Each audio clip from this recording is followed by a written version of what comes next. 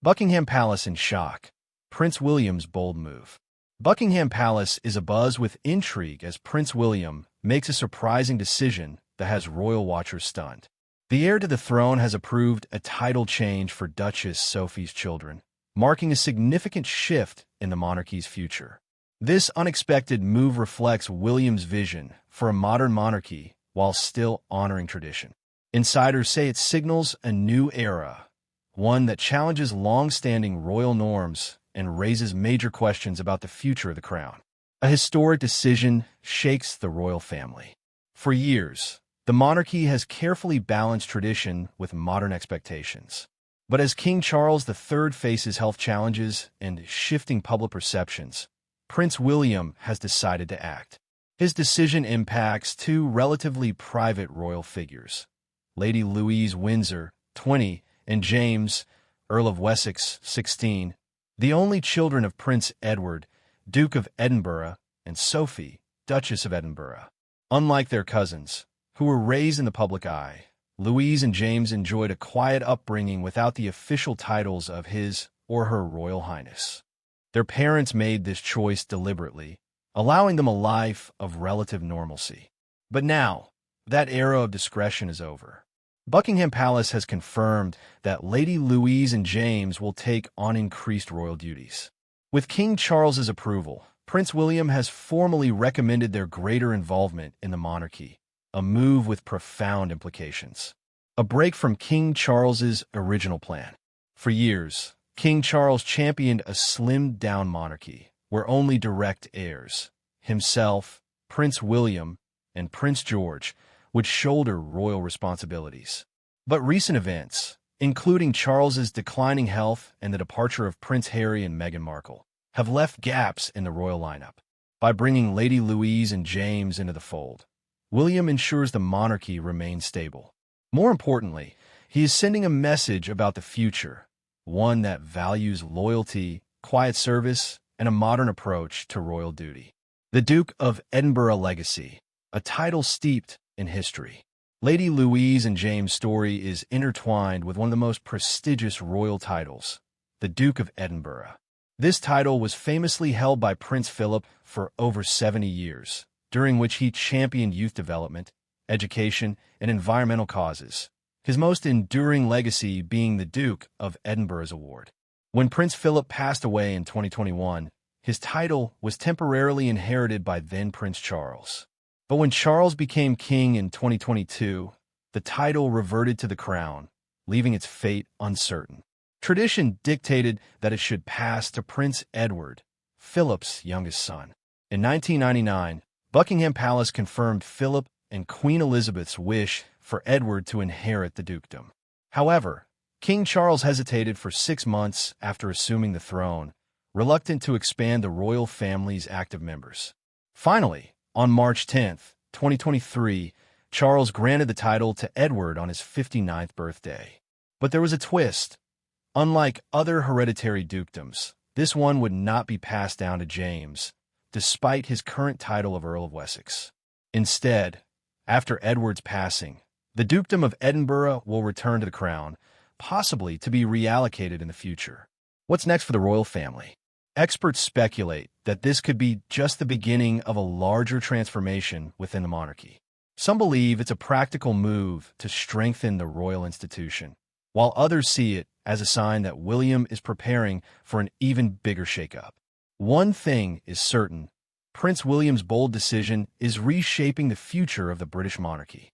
With tradition and modernity colliding, the royal family stands at a crossroads, and the world is watching. A new era for the royal family. James and Louise step forward.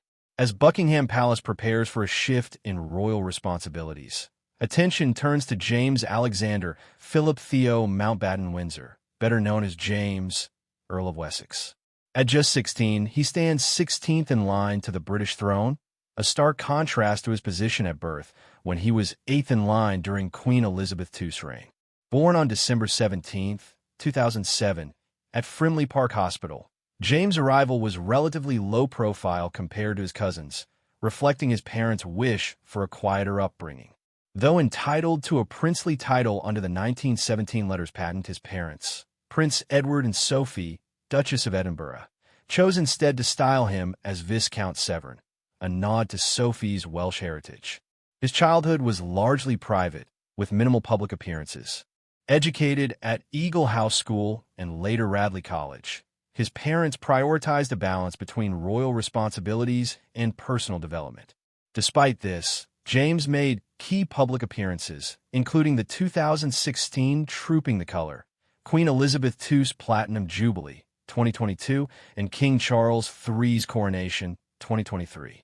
One of his most solemn moments came in September 2022, when he joined his sister Lady Louise Windsor and their 6 royal cousins in standing vigil around their grandmother's coffin at Westminster Hall. This tribute showcased his quiet sense of duty despite his otherwise private upbringing. Will James take a royal role? As James nears adulthood, speculation grows over whether he will take on an official royal role. His new title as Earl of Wessex suggests increasing recognition within the family. By December 2025, he will have the option to adopt the His Royal Highness HRH title, an important decision that could shape his future. Insiders note James' reserved nature, much like his father's. He may choose a low-key role, focusing on auxiliary royal duties rather than becoming a full-time working royal. However, with Prince William keen on strengthening the younger generation's involvement, James' path remains uncertain. Lady Louise Windsor, the hidden gem of the royal family. If James has been raised in quiet dignity, then Lady Louise Windsor has been a hidden gem within the royal family. However, with Prince William's decision to elevate her role, many believe she could take on far greater responsibilities than ever imagined. Born prematurely on November 8, 2003, Louise's entrance into the world was dramatic. Sophie, then Countess of Wessex, suffered a placental abruption, requiring an emergency C-section at Frimley Park Hospital. Her father, Prince Edward, was away on official duty and rushed home upon hearing the news. Despite her tumultuous birth, Louise grew up with grace and humility, qualities that have made her a favorite among royal watchers. Unlike her royal cousins, she was raised away from the spotlight, attending St. George's School in Windsor before moving to St. Mary's School, Ascot. One of the most defining aspects of Louise's life has been her deep bond with Prince Philip.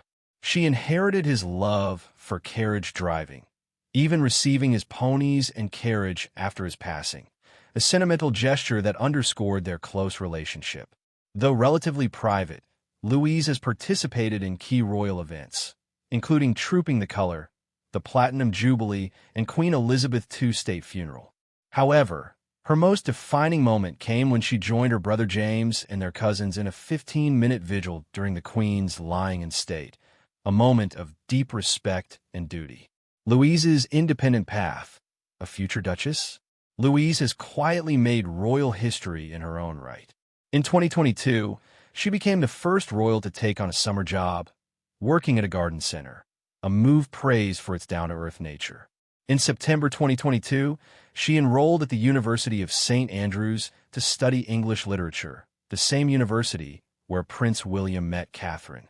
In 2024, she surprised royal watchers by joining the British Army's University Officers Training Corps, UOTC.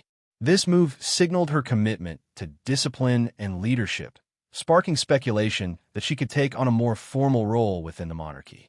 With her increasing royal presence, some believe Louise could eventually receive a duchess title in her own right. Unlike James, who must decide whether to adopt the HRH title at 18, Louise has already reached adulthood and has the right to choose her royal styling. The future of the monarchy, a strategic shift? Prince William's strategic decision to bring James and Louise into the fold suggests a shift in royal responsibilities. As King Charles III faces health challenges and senior royals age, the next generation must step up. While James' future remains uncertain, Louise's rising profile indicates she may play a key role in the monarchy's future. Whether she embraces a full royal position or a more independent path, one thing is certain. The next generation is stepping into the spotlight. Duchess Sophie, a quiet force in the royal family. Recent developments suggest that Duchess Sophie may not remain in the background much longer. If we're discussing James and Louise, we cannot overlook their mother, Duchess Sophie. Her journey in the royal family has been one of quiet perseverance and earned respect. Since marrying Prince Edward in 1999, she has become one of the monarchy's most dependable and beloved members, often regarded as one of Queen Elizabeth II's closest confidants in her later years. Sophie shared a deep bond with the late Queen, frequently joining her for afternoon teas at Windsor Castle. Their long conversations often revolved around family, duty, and the evolving world of the monarchy. This close relationship made Sophie a trusted advisor, particularly in matters concerning younger royals. Unlike many public figures, she has maintained a scandal-free reputation, consistently earning praise for her charitable work, diplomatic engagements, and unwavering commitment to royal duties. The title that never was. Despite her contributions, there was one title Sophie never received, a title that could have changed her public identity forever. A former courtier revealed that Prince Edward was initially set to become the Duke of Cambridge upon his marriage in 1999.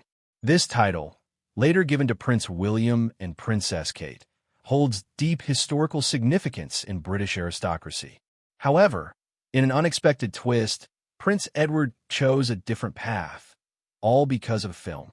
While watching Shakespeare in Love, he became fascinated with the title Earl of Wessex and requested Queen Elizabeth II's permission to adopt it instead. The Queen, in a rare moment of indulgence, granted his wish. Thus, Edward and Sophie became the Earl and Countess of Wessex rather than the Duke and Duchess of Cambridge. While this decision may have seemed minor at the time, it ultimately shaped their royal trajectory. Had they taken the Cambridge title, they might have held a more prominent role in earlier years.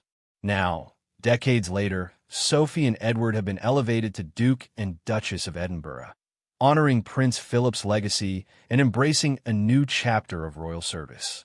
Queen Elizabeth II's legacy, more than just titles.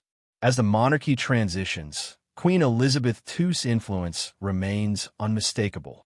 Her passing marked a significant shift, not just in titles and duties, but also in inheritance, wealth, and royal tradition. Reigning for 70 years, she guided the monarchy through wars, societal changes, and shifting public sentiment. Unlike ordinary British wills, a sovereign's will is sealed indefinitely, ensuring privacy and stability. This tradition dates back to 1911, when Prince Francis of Tex's will was hidden to prevent scandal. More than 30 royal wills, including Prince Philip's, have remained undisclosed, with it sealed for 90 years following his passing in 2021. Who inherited what? Though details remain secret, history offers insight into how the Queen's vast personal wealth, estimated between £370 million and £500 million, was likely distributed.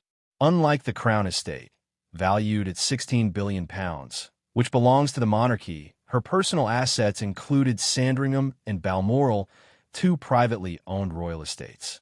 King Charles III inherited the Duchy of Lancaster, valued at over £600 million, ensuring his financial independence as sovereign. Prince William, as heir to the throne, assumed control of the Duchy of Cornwall, an estate worth over £1 billion, serving as his primary source of income. Sandringham House and Balmoral Castle, the Queen's most cherished residences, passed to King Charles III. However, there is speculation that Prince William may eventually take over Sandringham as part of his increasing royal responsibilities. The Queen's jewelry, a legacy of elegance. Unlike the crown jewels, which remain state property, the Queen's private jewelry collection, over 300 historic pieces, was distributed among royal women. Queen Camilla, as Queen Consort, inherited several key pieces to uphold royal tradition. Catherine, Princess of Wales, and Princess Charlotte reportedly received heirlooms with deep sentimental value, ensuring they remain within the direct line of succession. Prince Harry, despite stepping back from royal duties, was rumored to have received personal mementos, letters, or jewelry from his grandmother. The greater vision for the monarchy's future. The distribution of Queen Elizabeth's wealth was never just about inheritance. It was about preserving the monarchy's stability. Every decision regarding titles, estates, and heirlooms was carefully orchestrated to ensure the institution's endurance in a world that increasingly questions the relevance of monarchy. With King Charles III now reigning and Prince William stepping further into his role, the monarchy faces a delicate balance, honoring tradition while adapting to modern expectations. The weight of duty, resilience, and continuity now rests on the next generation's shoulders. Do royal titles still carry the same weight in today's world? Would you have made the same decision as Prince William regarding Duchess Sophie's children? Let us know your thoughts, and stay tuned for more fascinating royal updates.